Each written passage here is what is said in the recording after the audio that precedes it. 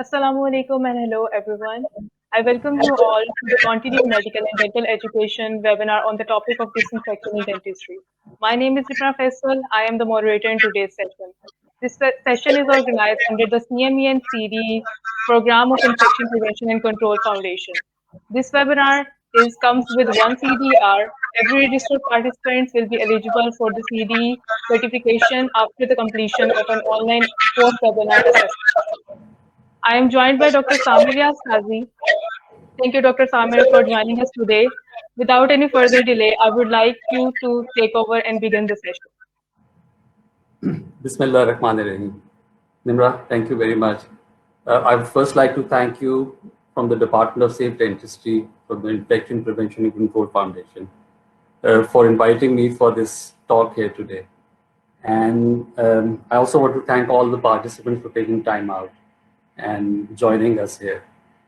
So the topic today is disinfection in dentistry. And this is a topic that it took a lot of years after I graduated. It took me a lot of years to really understand it.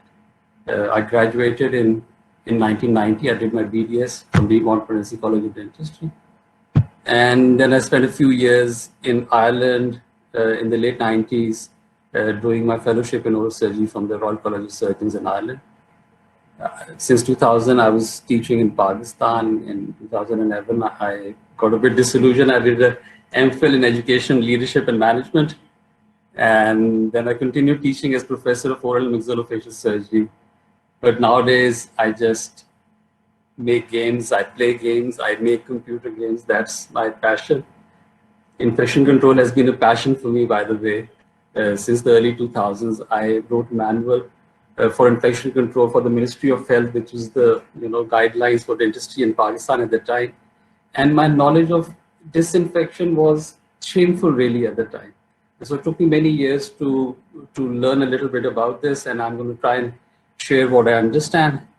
And it doesn't really matter the way I look at it, what my past accolades are, because I need to deliver today.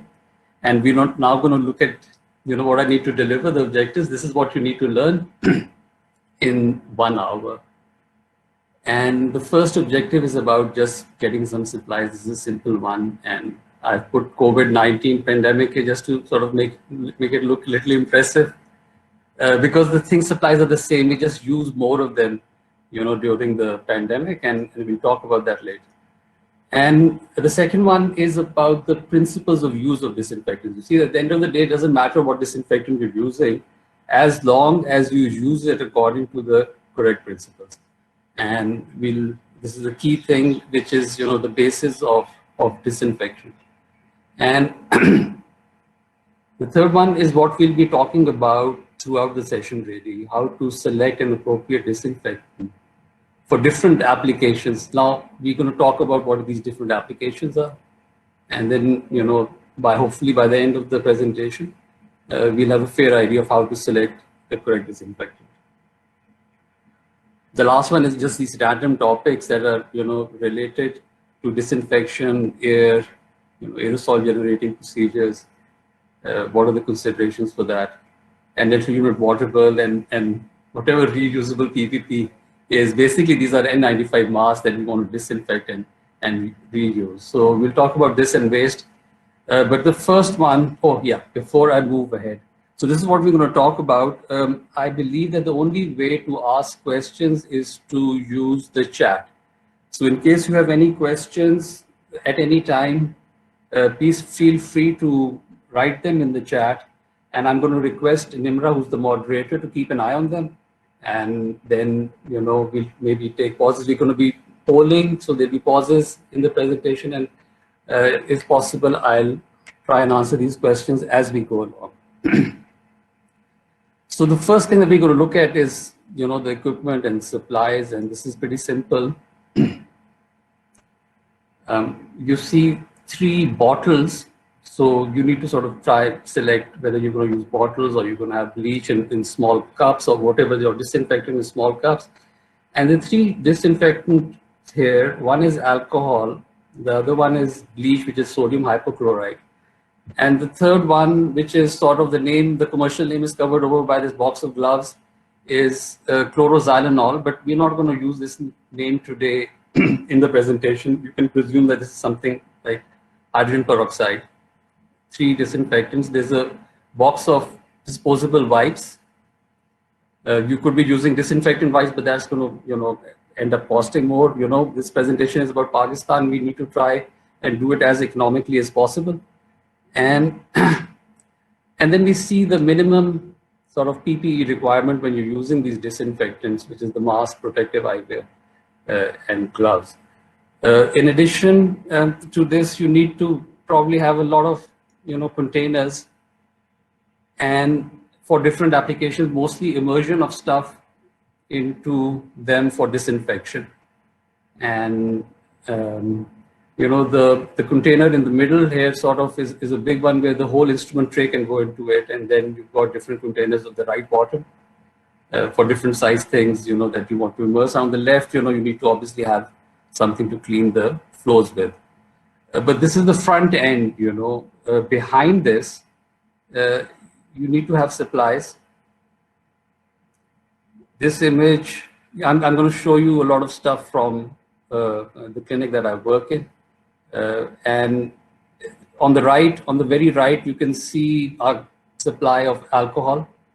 The white bottles are hydrogen peroxide. At the left bottom, you can see a 6% written on it. So this is the highest sort of concentration is generally available. And if you zoom in a little bit on the upper bottles, you'll notice the 3% sort of concentration that is used for impressions. This is the great thing about hydrogen peroxide. It's compatible with most dental impression materials. And then this 1% concentration is used for surfaces. So you need to have a fair amount of stock. And this is just hydrogen peroxide and alcohol.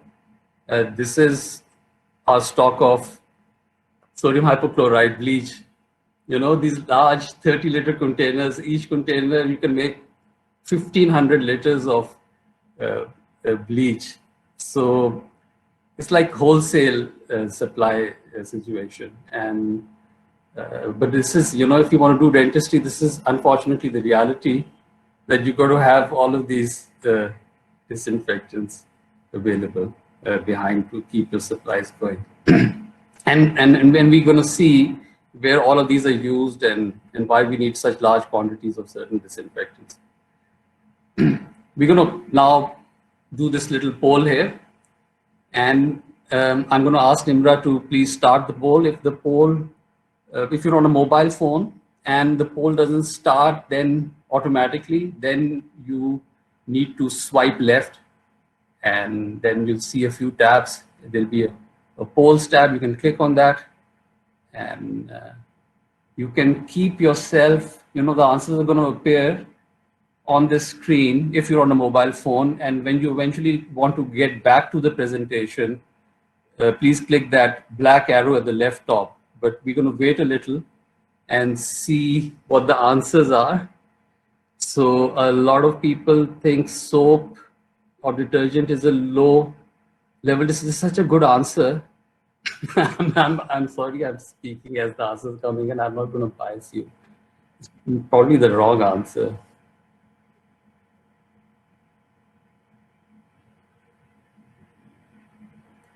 Okay, ladies and gentlemen, so we're going to be doing 4 or 5 more polls. I hope you are not having any issues in doing it. Again, just to repeat, if you're on a mobile phone, to get to the polls, you may need to swipe left, and to get back to the presentation once you've seen the answers. Well, 85% of the audience has answered, so thank you very much for taking part in this.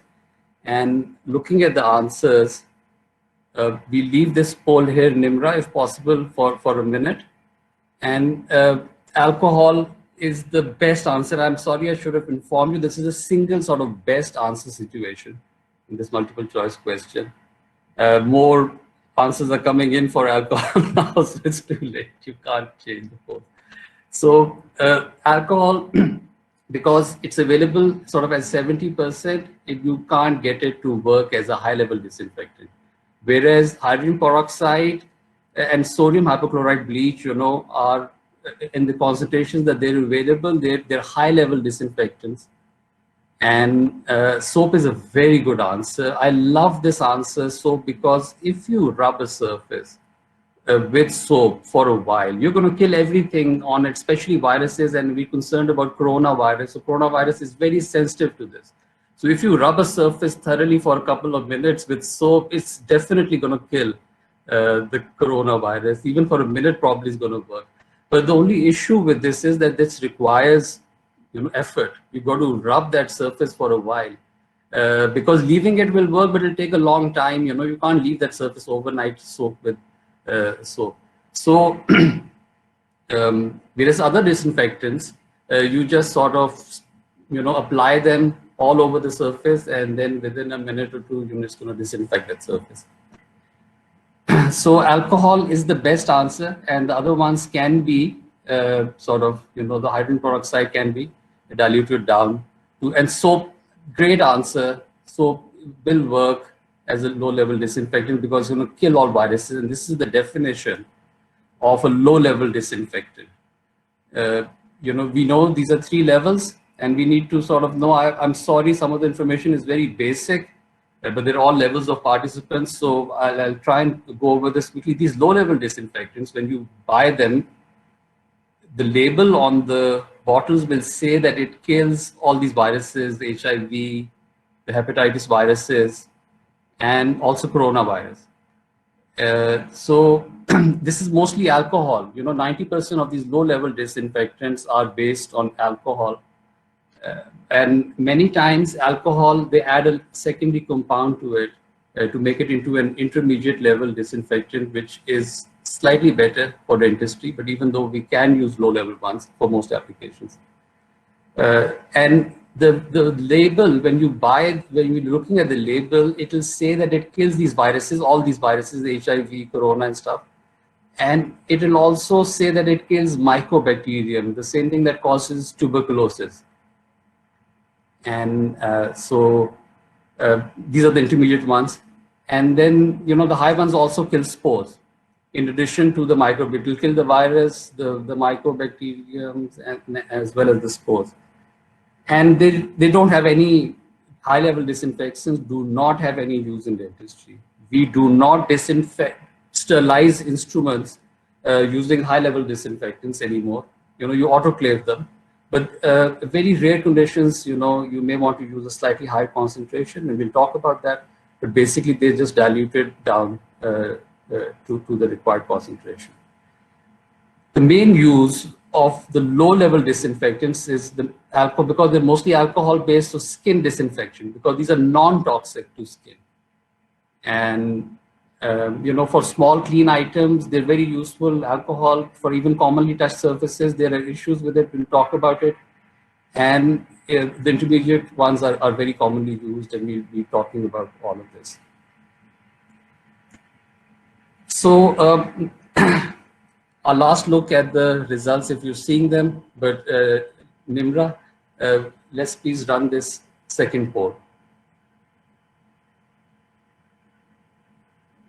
So, ladies and gentlemen, second poll is active.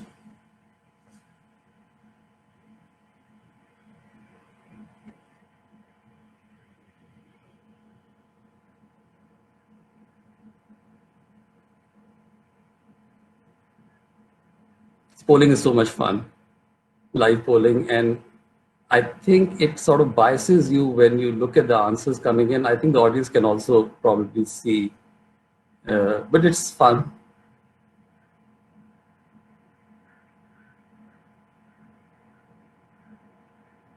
So great. Maybe all of the audience have answered. We're going close to 90%. And half of you think it's sodium hypochlorite, which is the correct answer. And commercially available disinfectants, I really don't know, but I'm presuming they're all more expensive than these other generic ones, that are available. The reason I'm talking about these 3 disinfectants is that they're commonly available in Pakistan: alcohol, hydrogen peroxide, and the bleach sodium hypochlorite.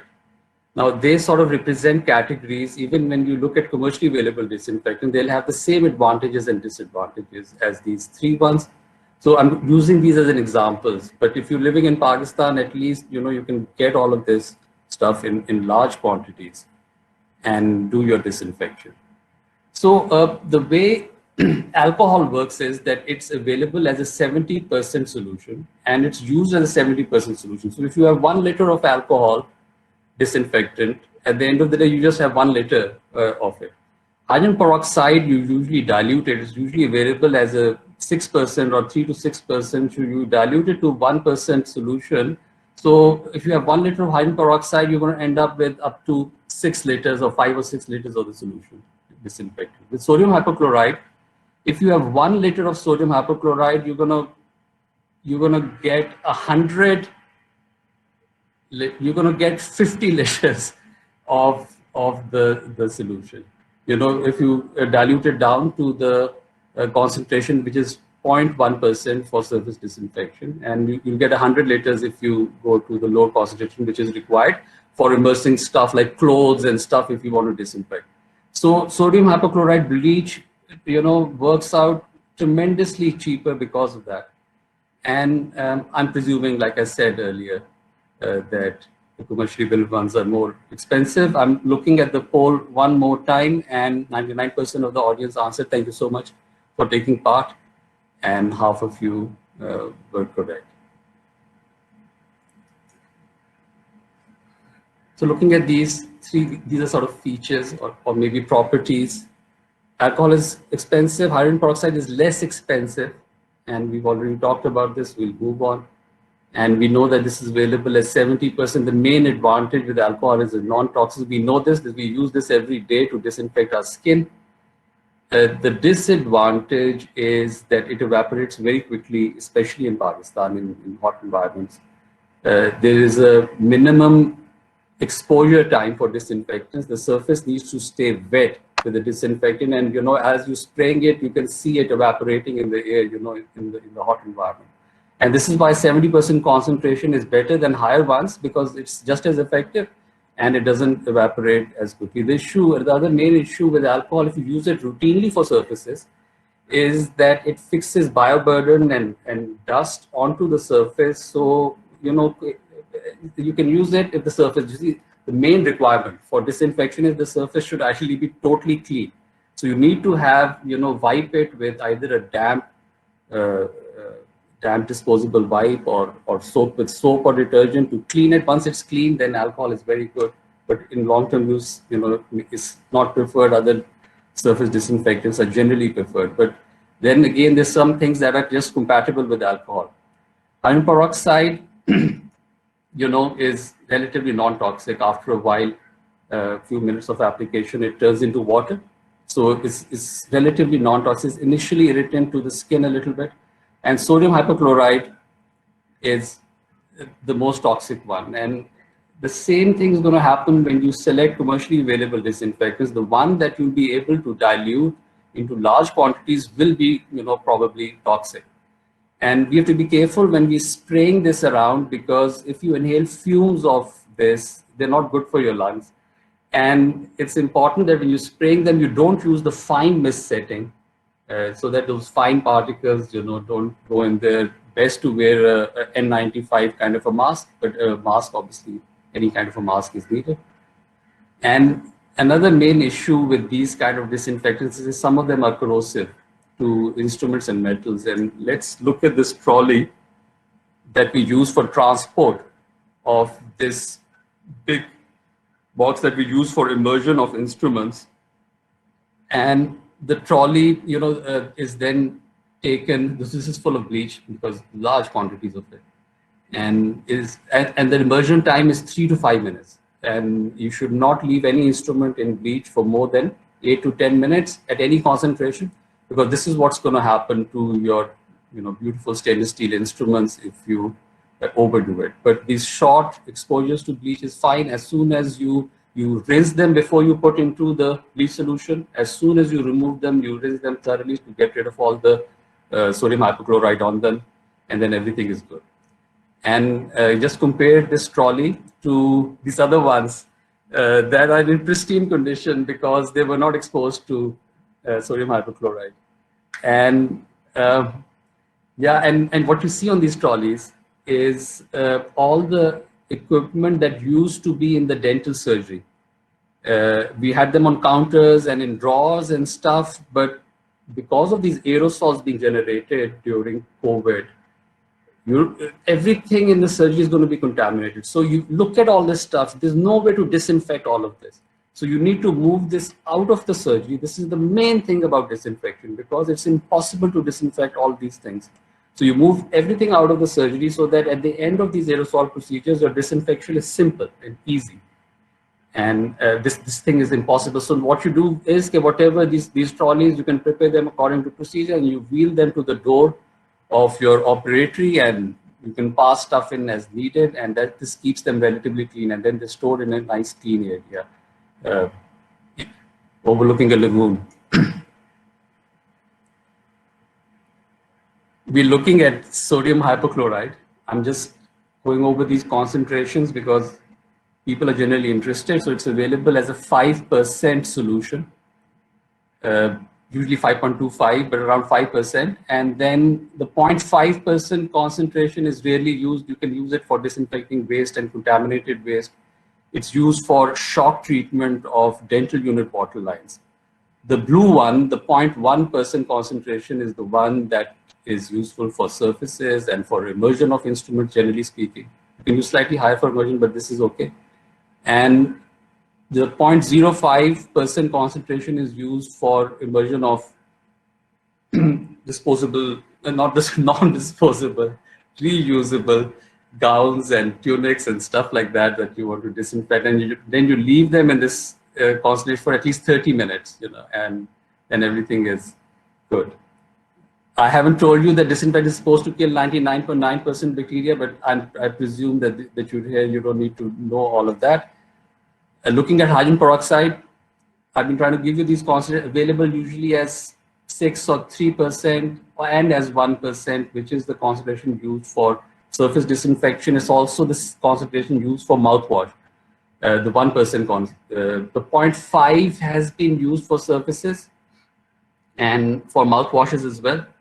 The duration may be slightly longer, but it works. And then the very low concentration, 0.02, is used for dental unit bottle lines that we'll be talking about a little later.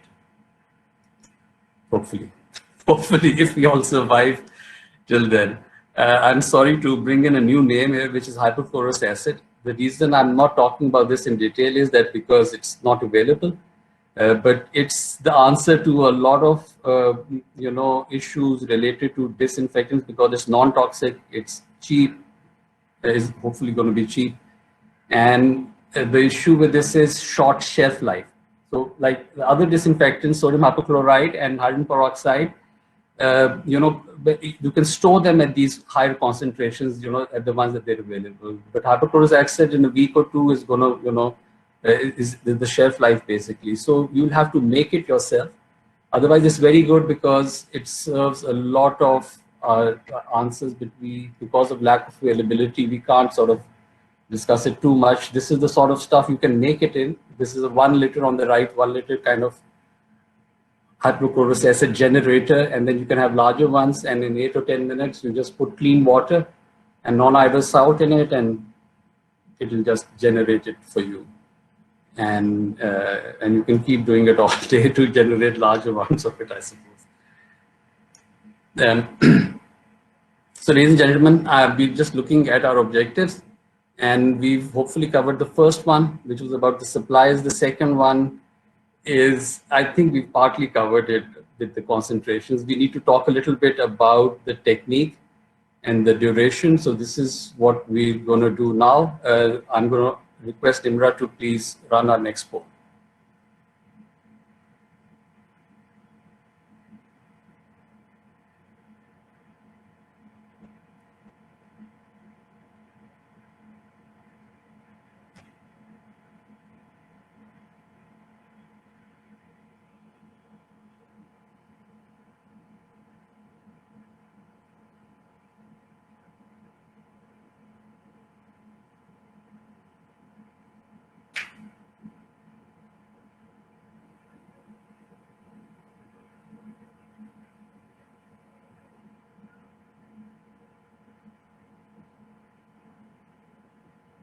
So about hopefully two-third of us think that this statement is true, and that is the correct answer. That this is the bad news. 1 minute, unfortunately, for all the disinfectants that we've been talking about, I want to say it's 10 seconds or it's 30 seconds, but unfortunately, the recommended exposure time is 1 minute. Yeah. So this is the sad news, and this means that it needs to stay wet, which is tough to do. And this is why we need to talk a little bit about the technique. We've already talked about the prerequisite that the surface needs to be clean. And in case there's any visible contamination on the surface, it should be first thoroughly cleaned and then we apply our disinfectants. And if you know that some surfaces have been touched during a procedure, it's best to clean them first and then we use them, and we know about the PPE that we need to use. So in the right hand, there's a spray bottle. This could be a cup filled with disinfectant. And in the left hand, on the image on the left, there's a disposable wipe that is being used to spread the disinfectant. So you spray and then you wipe. But the important bit is that it should be soaked, that disposable wipe should be totally soaked in disinfectant. And on the left, there's no wipe. So the gloved hand is being used to spread the disinfectant onto the surface. So you can do that. That actually works very nicely in a lot of places. WHO also allows you to use a disposable cloth to apply the disinfectant. So that is an option. And then obviously you can have these disposable, commercially available wipes. But with the amount of, you could, before COVID, you could possibly get by with doing it with the 2 or 3 wipes. But during COVID, maybe you need to use more. So this is one way.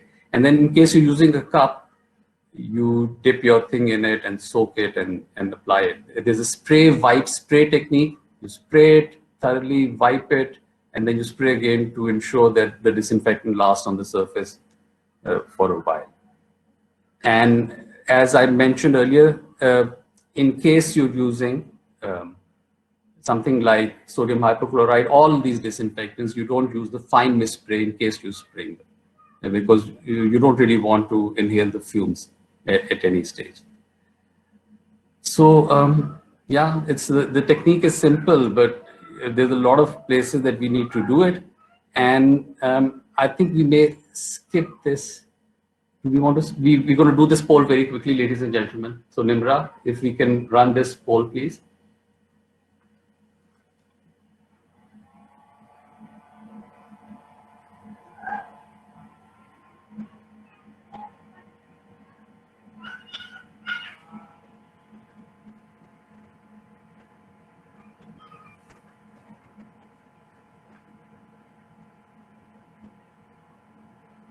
So we've talked about this earlier in the presentation. Most of you are with me on this, but I'm with the people, the 9% who's saying it's false in the sense it's not practical. You can't rub a surface, you need to rub it. And maybe on the floor you can do it. Soap is great for cleaning floors as well. The soap, or when I use the word soap here in this presentation, I should have maybe mentioned that I'm also talking about any detergent or soap solution. And so you need to sort of, rub it, use it. So it's a little tough to do, but it works. So both are correct. Both answers are correct. We're moving towards our selection of disinfectant, and we're just going to look at the different areas. There's a large list on the right. Let's not read it initially, and let's look at these commonly touched surfaces around the dental surgery. And in the foreground, you can see the spittoon, the chair upholstery. We've got the tray and the handpieces. And there's a light. In the background, you can see the X-ray machine. There's a TV screen. There used to be a computer down there, but in COVID, everything is gone. So there are a lot of these commonly touched areas around the chair, and these tubes that you see in the image on the left, on the right. This just gives me nightmares, even though it looks nice, but I don't really like cleaning all of these tubes. So and I'm not showing you a lot of pictures of you are all familiar with the materials and equipment. but floors need to be done. And again, I'm not going to talk about toilets too much, but we need to apply the same principles. There are certain commonly touched areas like, the faucets or the seat, the Muslim shower, you need to use a disinfectant which is non-toxic in these areas, and the other areas can be treated with something that's pretty toxic. So N95 masks can be disinfected. You can be using reusable gowns that need it, and the gowns, are immersed like instruments. Instruments are immersed. Initially, this is just for transport, initial disinfection before you wash them and clean them and then autoclave them. There is no role really of using disinfectants for sterilization of instruments really in dentistry. And yeah, the air fogging is, also we need to talk about fogging a little bit, because may I say here that the best thing to do with the dental clinic here, the best way to keep it clean is to improve the ventilation. This is the key to everything. Adequate ventilation, then you don't need to do anything else. And fogging with hypochlorous acid can help to improve it, but in areas where I suppose the ventilation is not adequate, you could use it if you have the correct machines that sort of produce a very fine fog. Nimra, our next poll.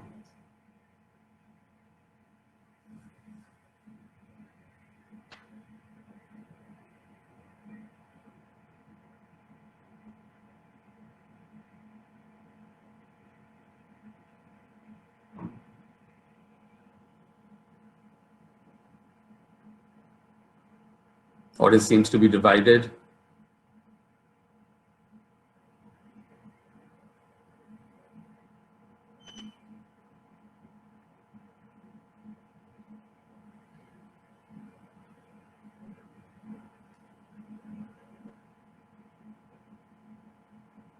So it seems to be a 60-40 kind of situation. It's very interesting.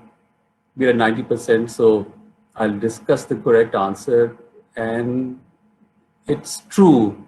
It's true, actually.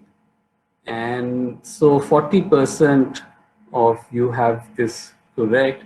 So I'm so happy that I'm giving 60% of you some new information today, which is that they can be added. And as with things to do with the dental unit, all disinfectants must be used according to manufacturer's recommendation. You don't want to run something through your dental unit bottle lines that is not compatible with something inside the unit, and then the whole thing stops working.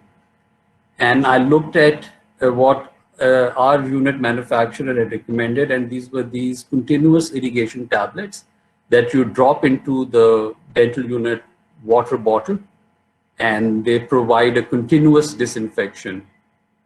And look at the ingredients, look at these names. And this is why I'm just using these 2 or 3 names with you, because this can be quite intimidating to try and learn what all of this stuff is about.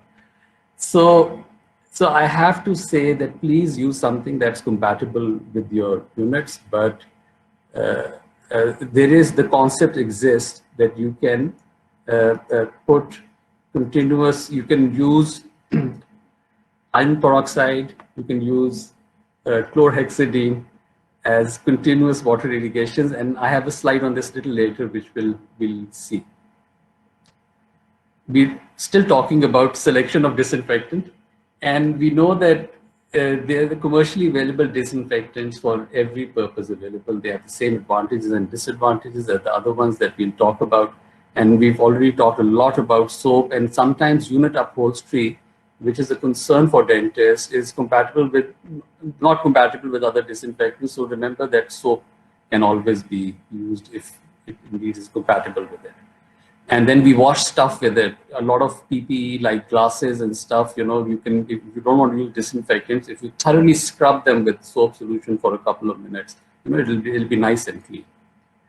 Sodium hypochlorite, it's, we know it's been prepared in large quantities. So for soaking of attire, floors, toilets, immersion of instruments, for treatment of waste, a slightly higher concentration is used, but you shouldn't really be treating your waste. You should be disposing it for incineration. And in water lines, there is a shock treatment with 0.5% that we look at just in a second. We're not going to look at it. I just give you the concentrations for those who are interested. Hydrogen peroxide is the solution to commonly touched surfaces. Remember, it turns into water after a while, so it's quite safe to use. And many times unit upholsteries are compatible with it. And the main thing is impressions, the impression materials. Hydrogen peroxide is compatible with them, as we talked about a little earlier. And in PPE, some of these N95 masks are compatible with immersion into hydrogen peroxide for disinfection. The list is on the CDC website, but it's not practical, so I'm not really recommending it. But again, a lot of stuff can be sprayed. You can, if you want to disinfect your shoes, you can spray it with hydrogen peroxide. A lot of applications. And again, in dental unit water lines, this is used as a continuous irrigant in 0.02%, which means you can put in a very tiny amount and it can serve for continuous irrigation. Alcohol, main use is skin, as we know now, hopefully. In PP, you can spray it onto a lot of things to clean them, especially if something's going to go in the mouth. This is a great one. It can be used for commonly touched surfaces, but as it fixes bioburden and dust on it, it's not preferred by a lot of people. And then hypochlorous acid, I must say that it's supposed to work on all of these things, and it's supposed to work as fogging in air to some extent as well, but the best thing is ventilation. I'm not discussing this in detail today. This is that slide that I was mentioning, that continuous treatment, examples of this are 0.02% hydrogen peroxide solution, and that runs through the system. It's reasonably safe to rinse with as well. And this concentration of chlorhexidine seems pretty high. It'll probably end up being quite expensive, but these tablets that you may get for disinfection may be quite expensive anyway, so you've got to look at your options and get your manufacturer's recommendation. And this shock treatment, the weekly, or you can run clean water through your water lines, and once a week you clean them doing this shock treatment with either sodium hypochlorite, or there are a number of other commercially available disinfectants available for this purpose that do it. And you run this concentration through the lines and you leave them again, not more than 10 minutes, usually up to 6, 8 minutes. And then you flush them thoroughly clean as well, because as we know, it's relatively toxic. Ladies and gentlemen, we've progressed, we've made quite a lot of progress through this presentation. And now we've left with just these random topics to do at the end. So I'm really happy we're going to actually try and hopefully finish within time. And Nimra has not interrupted me, so I presume there are no questions so far. I haven't had a look at the chat. Which disinfectant is mostly used? Nimra, can we take a couple of questions? Yes, sir. Sir, which disinfectant is mostly used in clinic? There's a question by Varda. The highest quantity currently, for example, is a disinfectant like sodium hypochlorite, where you use something like 10, 20, 30 liters a day. Especially if you're immersing stuff into it, you probably need 3 or 4 times that amount in case you have a busy running practice. So this is in quantities, but then you need, as I said, you need 2 or 3. We looked at earlier, there were 3 bottles of disinfectants. So you need 2 or 3 disinfectants according to your needs. I hope so there's another question. Will the disinfectant mixed water be safe while using during any handpiece procedure like scaling? Hydrogen peroxide, if the continuous use irrigants in dental unit water have all been tested for this purpose. So they're safe to use. Okay, there's another question. Is the 1 minute is minimum recommended or actually recommended for commonly used surface disinfectant? This is the recommended time. It doesn't matter if it's not there after 1 minute, because this is the time that it should be there. If it's there longer, great. So if it's less than this, then that's not the recommended time. Okay, sir. The water used to disinfect dental unit water is drinkable or not? Gee, this is having a definition of, the quality of water that should be in your water lines. It should be drinkable water. If you can drink it, you can put it in your dental unit water. Obviously, you want to use water that doesn't have a very high, salt content, because it's, sort of settled down into your tubes. And there are recommendations. You can do counts. You can do, the colony forming. The ADA recommends that your dental unit water should be 500 CFU. So you can do tests on it, and then there's a criteria, and your dental unit has to try and meet it. The aim overall is to bring this down to a 200 CFU level in most dental unit waters. It's a long discussion, but yes, if it's drinkable, you can meet it. Can we use sodium hypochlorite for water basin as well? For water? For water basin as well. So for water basin as well, yes, your basin that you clean your hands in, yes, because you're not going to touch it. So absolutely, you can use it for the basin. Or many times, what you can do is you can use it for a minute and then you can rinse it dry, clean. And that's okay because it's been already disinfected. So in case you think somebody's going to touch it, great, use it for a minute, then wash everything with water. So which disinfectant is best to sterilize the instrument?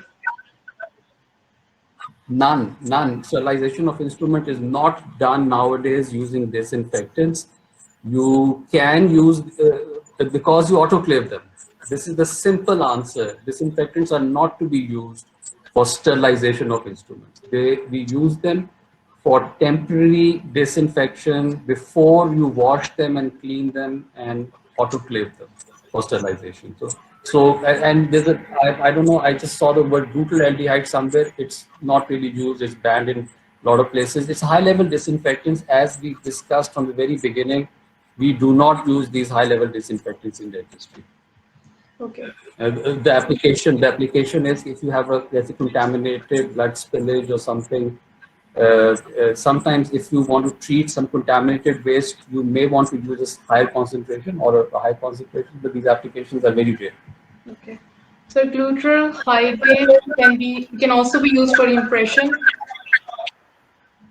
No, beta, the answer is no. Butylaldehyde is not used. It will disinfect and probably it's compatible with a lot of surface, but butylaldehyde is pretty toxic.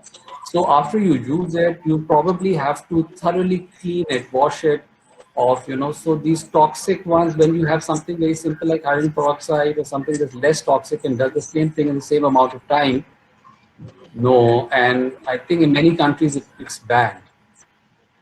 Okay. No, we don't need to. It's not written. I will not use it. So what's the best disinfectant for instruments? Well, all of them. This is the whole concept.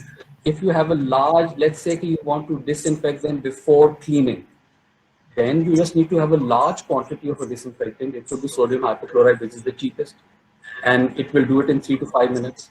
It could be hydrogen peroxide, 3%.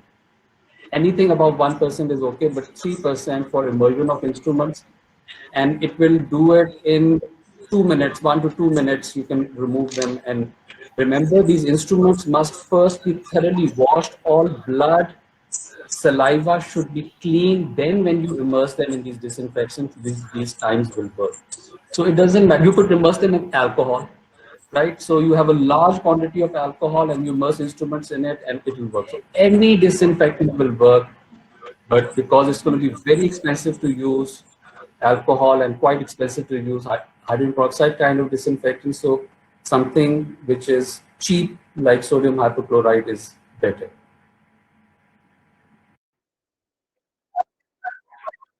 Peace procedure?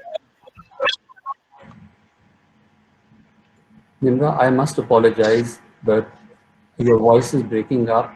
Sir, I can repeat that. Disinfectant mixed water be safe while using during any handpiece procedure?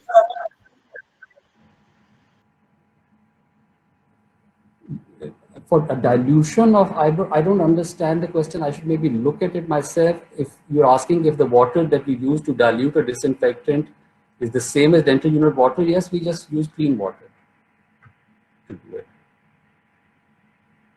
It doesn't need to be any special kind of water. Nimra, I can't hear you. I'm To sorry. what extent putting the dental instruments in boiling water helps?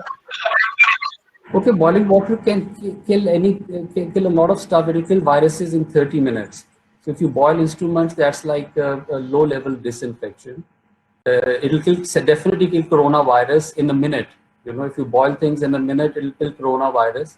Other viruses as well won't survive. But remember, we want a temperature of 121 degrees rather than 100 degrees and maintained for 15 minutes, which will do the sterilization. So that's autoclaving. Or 131 degrees for 3 or 4 minutes, you know, so we're looking at slightly high temperature, I think. Can we use sodium hypochlorite as compared to hydrogen peroxide in water lines? If yes, then in what concentration? Sodium hypochlorite, 0.5% concentration. You put this solution in the water bottle and you take all the tubes and you put them on top of the sink and you run them till sodium hypochlorite comes out. You'll have a slimy feeling on the fingers or you'll smell it coming out. And once it's there, then you leave it for 5-6 minutes in the dental, no more than 10 minutes.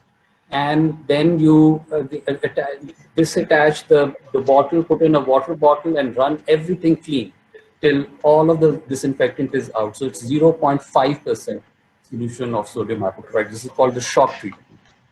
So what percentage of sodium hypochlorite readily available from market should be purchased to be diluted according to our needs? What calculations we need to keep in mind for dilution?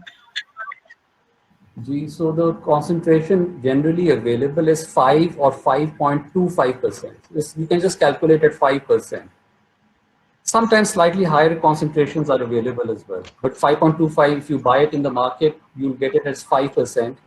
And then we need to dilute it 10 times to get it to a 0.5. So you need to dilute it 20 times. So like the thing is, I'm so sorry, I can't do these calculations right now. It's like 2:47 p.m. And so you'll have to do this data yourself. It's simple mathematics. You just have to dilute it. And this is what I'm trying to say. So you've got to sometimes keep your life easy. Follow instructions. There's a website that will tell you the simple calculation. So 5% is what we get it. And then we dilute it. For a surface disinfection, it needs to be 0.1%. I'll show this slide at the end. And again, for you. And for disinfection of clothes, it needs to be 0.05%. So 1% is the most common concentration used. What is the role of chloroxylenol as a disinfectant in dental practice? It's an intermediate, it's a low to intermediate level disinfectant, and it kills coronavirus. And it's very good because it's very compatible with skin. It's used to clean skin, you know, like hypochlorous acid, you know, to clean wounds and skin. So it's compatible, and it's compatible with, you know, spraying onto wood surfaces, for example, and clothes, anything, you know, it's pretty safe to use. So it's a good one. When there is a great outflow of patients as in private practice, how can we ensure sterilization of instruments then? You have a larger number of sets of instruments. There's a procedure like filling, and you're doing a lot of them. Then you have a filling sets. You have 7 or 8 or 10 or 20 filling sets, and then you just autoclave them and keep them ready. This is the solution. There's no other solution to it. You have to have a larger number of sets of instruments. If you're actually, mashallah, have a large outflow of patients, then please invest in your practice and have a larger number of sets available. Okay. Sir, this is not a question, but according to some new researches, aerosols can remain in air for some time, though it's not confirmed yet. As patients remove masks for treatment, so it isn't better to use disinfectant sprays. Thank you so much for asking this question. Aerosols stay in the air for at least 3 hours. So I'm talking about coronavirus aerosols. Coronavirus, after you do an aerosol generating procedure, it will stay in the air for at least up to 3 hours. small parts of it will settle onto surfaces of all the clinic, because these aerosols go with air. So wherever the air is going, it's going to go all over and it's going to settle on surfaces, and it will survive there for usually 2 to 3 days. And then you can touch those surfaces and so forth, and then touch your face or whatever and get it. And that air is going to be contaminated for 3 hours at least after, if you do not have adequate ventilation. This is what I've been trying to say since the start, that you sort of have exhaust fans. You need to have up to 50 air changes an hour in a room to ensure that the aerosol gets out within 7 minutes or so, 5 or 7 minutes. If you have 12 air changes, these negative pressure rooms that are used for treatment of these airborne disease patients like COVID or tuberculosis, these negative pressure rooms have 12 air changes an hour. This is not enough for dentistry. 12 air changes, you need to wait 25 minutes for the air to clear out, the aerosol to clear out of the room. So we need something like 50 at least, so that 7 or 8 minutes after your aerosol procedure ends, the air is clear, the patient can walk out and you can quickly disinfect it, and then the next patient comes in and breathes clean air. Now, in case for some reason you cannot do this ventilation, then the recommendation is you please do not do a procedure in there. You close it up, everybody rushes out of the room as soon as possible, and you close it up for 3 hours, and you open up any windows and try and get some ventilation going. I'm sorry, I feel very strongly about this. And in case you want to use a fogger, then hypochlorous acid fogging can help to disinfect the air. Now you need to have a proper fogger which sort of gives you that fine mist where the particles are less than 20 nanometers, and this hopefully will help clean the air a little bit, and it will settle on surfaces and clean the surfaces. But I want to say here that any kind of a spray on a surface is not enough, because the sprays don't hit all parts of that surface. So you need to wipe it with the thing, wet with the thing to totally coat the entire surfaces. So all these sprays are not that good. So fogging can help, but ventilation is the answer to this question. Why alcohol is low-level disinfectant? Everything has a certain effect of, why am I not a successful dentist? Because मेरी ability नहीं है. And इसीलिए वो alcohol इसका यही है, जब उन्होंने टेस्ट किया, when they tested alcohol efficiency, even at 100%, it could not kill that mycobacteria. So it's just limited, and so it's like it stays low level.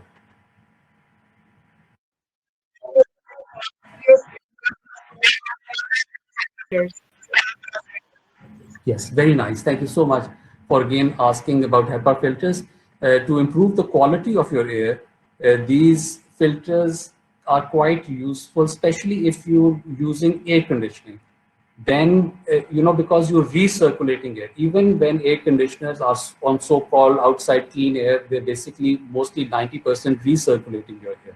So if any air has to recirculate within the dental clinic, then it should ideally pass through these HEPA filters. And yeah, they're expensive to install, they're expensive to maintain. And but if you're recirculating air, certainly in a hospital-based environments as well, this is what the recommendation is, that you can use them. There are many other requirements of how you're going to exhaust the air. You need to have proper ducting.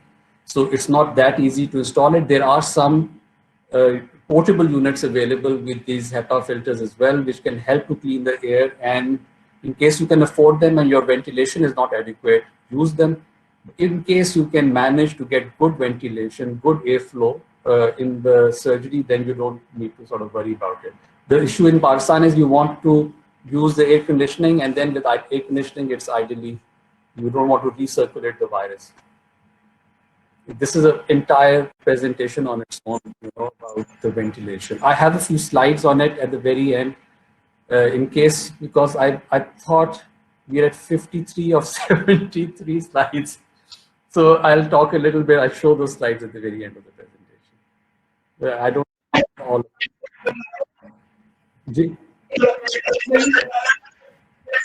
Email, absolutely. Absolutely. In case anybody wants to contact me for any reason at all, it will just be an absolute pleasure. I'm one of those people who like, I may not see that email for a few days, so you'll have to excuse that, but eventually I will see it, and inshallah I will reply to whatever you say. And thank you, Nimra. Yes, it was a very useful question answer session. We just left with these random topics, ladies and gentlemen. These random topics are left, and we're going to cover them because we're going to look at this, the vague bit here. What is this reusable PPE? And this is related to that. So we're running our next poll. We're nearly going to hit an hour in 5 minutes, but we're ending. And because we've taken question answers in between, we may overrun by a few minutes.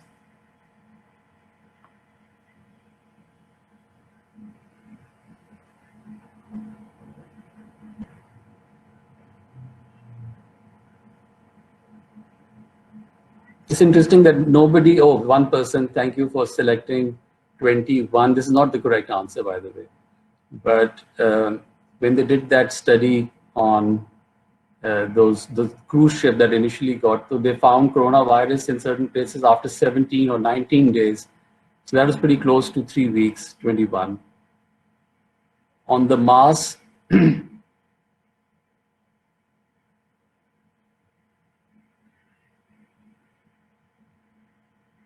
okay, 82% of the audience have answered, and the correct answer to this is 7. That's the best answer. Coronavirus tends to last on Mars for 5 to 7 days. So 3 is a pretty good answer because there's a lot of surfaces on which it stays up to 3 days. But on Mars, it's been found up to 5 to 7 days. So the clinical significance of this is that in case we leave a mask for 7 days and the same person uses it again after 7 days, then it's likely to be very clean, especially related to coronavirus. We also know, by the way, that if any surface stays dry for a few hours, up to 7 to 8 hours, 99% of the microorganisms don't survive on it. For coronavirus, we need to wait a week. And this is how we are applying it. In every bag is an N95 mask, and you hang it in a well-ventilated place for a week. And if we look, before you put the mask into the bag, you label it, and you'll excuse the quality of these, but there's a name on it along with the date, and then there's a number. That number indicates how many times this mask has been used before. And once you hit 5, you should discard it. Even when you use it, you need to sort of inspect it, see if it's okay. You've got to do your test. That's not our discussion for today, because it's disinfection of these things. And so the same user, after a week, then according to the date, you can have your system, can wear it on that day. And there are a lot of details here, but I think we need to move on. And this is one way of disinfecting reusable PPE. And by the way, CDC recommends about 7 different ways of reusing these N95 masks in emergencies like the pandemic. So we're in an emergency and we can do this, and especially when supplies are not good. And there's a lot of details, but this is the most practical and feasible method, really. Talking about disinfecting PPE, because the worst thing about disinfection are these respirators that you see at the top. So let's talk about these protective eyewear, which is very simple because you can wash them, you can clean them thoroughly with soap. And if you do that for more than a minute or up to 2 minutes, that will be absolutely great. Everything will be nice and clean. And then you can wash them for shorter periods and then apply a disinfectant, wash them again. So anything is okay it's quite easy to do. But these respirators the P100 respirators that you see at the top, they're just a nightmare to disinfect because the outer surface is all contaminated at the end of these procedures, even though if you see some of the filters are exposed in this, so we apply normal mask on top, some of the filters are covered. And so areas, so in any case, it's a nightmare. And what, and the surface, the rubber surface is not, rubbers are generally not very compatible with alcohol-based